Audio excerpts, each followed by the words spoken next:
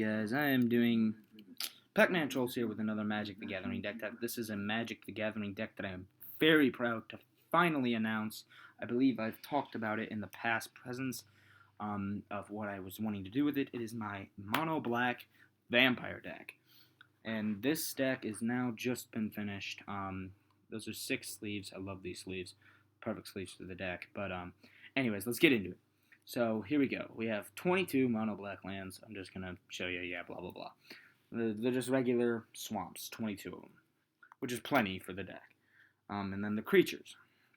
We have the 1-drops, and we only have one 1-drop in the entire deck, and a playset of them. The Shadow Alley Denizens. These are very good cards, I think.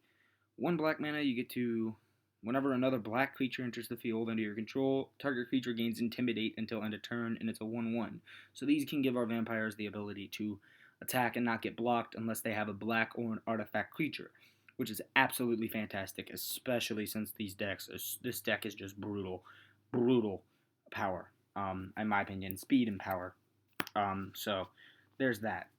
We also have 2 of the Blood Seekers, which these are very good. 1 black, 1 colorless. You will get whenever the creature enters the battlefield under the opponent's control, you can have that player lose a life. And it's a 1/1 Bloodseeker. Very good. I like it a lot. And then we have kind of the opposite of Bloodseeker, but still just as deadly. We have a playset of these, and these are the Blood Artist. 2, again, 1 black, 1 colorless. Whenever Blood Artist or another creature dies, target player loses a life, and I gain a life, and it's a 0/1. So these I can gain life with while another player loses, which is fantastic.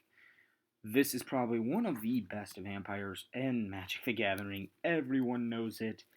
It is the beautiful Vampire Nighthawk. You have to have a playset of these if you're running mono black vampires. In my opinion, there are 2 blacks and 1 colorless with flying, death touch, and lifelink for 2/3.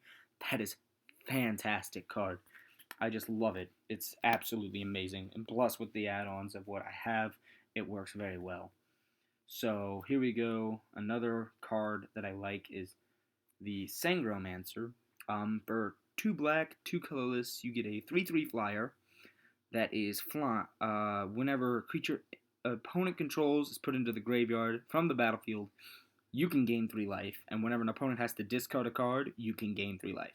Now, I will admit, I don't run any discard spells in this deck, but if they have to discard a card at like 8 mana, or at 8 cards, if they don't have the land to play, I can get the life. So it's pretty decent, I guess. These are the gods of the deck. Right here are my gods of the deck. Now, for this, I'm actually going to have to show 2 sides. So, I think you all know what these are. These are fantastic. I didn't do that but so we have 4 of these Bloodline Keepers. They are 2 black, 2 colorless. They have flying, and you can tap them to put 2/2 Vampire Black token with flying on the field. And if you tap a black, you can activate it. You can tap 1 black as long as you have 5 or more vampires out to transform him. And he transforms into this bad boy. Lord of Lineage. Flying. Other vampire creatures you control get a +2/+2 boost. And you put 2/2 black vampire tokens out still. And it's a 5/5.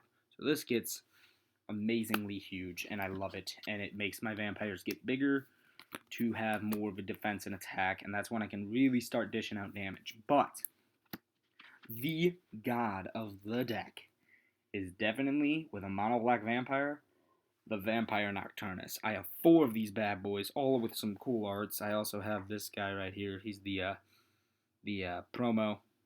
And anyways, so for 3 black and 1 colorless, you play with the top card of your deck revealed. As long as the top card is black, Vampire Nocturnus and other vampire creatures you control get a +2/+1 and flying, and he's a 3/3.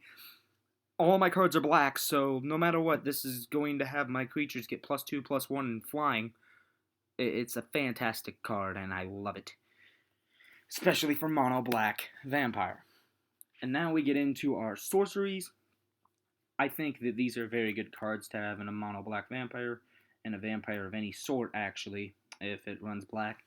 Feast of Bloods. They're 1 black, 1 colorless. You get to cast it if you control 2 or more vampires, which is not a problem at all. And you get to destroy a creature and gain 4 life for that creature. So it's fantastic. I can kill the creature and get my life that I need. And then these are for like digging kind of and draw power. The life loss isn't a big deal since I have all these life gain spells and stuff. We have the Read the Bones, 1 black, 2 colorless. You get to scry 2, then draw 2 cards and lose 2 life.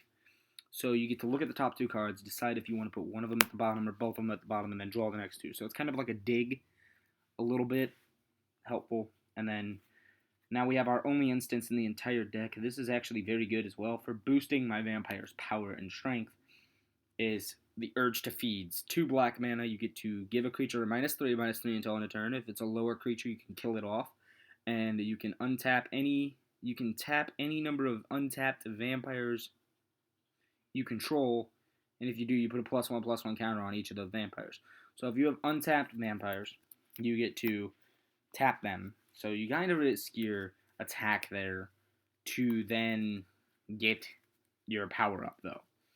So I actually read that card wrong. I thought it said you untap vampires you control to get them +1/+1 counters. But that's whatever.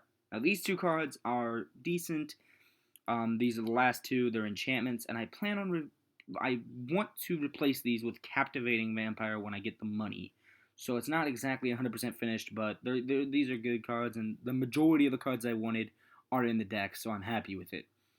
But these 2 cards are alright. Mark of the Vampire, 1 black, 3 colorless. It's an enchantment. You enchant your creature, it gets a +2/+2, and has lifelink. So it can boost up our vampires just a bit more, and we can have that lifelink ability on something that doesn't have lifelink. Say, Lord of Lineage and Bloodline Keeper, or the Vampire Nocturnus. But other than that, this deck is going to be fantastic, I feel. I've played it a couple times already. It's actually a really good deck in general.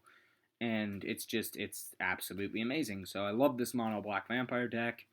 But I do plan on switching out the Mark of the Vampires for Captivating Vampire. It's a card that it says other vampires you control get a +1/+1. And then if you tap 5 untapped vampires you control, you can gain control of another target creature, and it becomes a vampire in addition to its other types. So it becomes all of the plus counters or whatever you have go on to that giant creature that you may be able to control for 5 taps of a vampire, and then it gets the boost still, and you get to attack and just annihilate them with a vampiric chimera or something.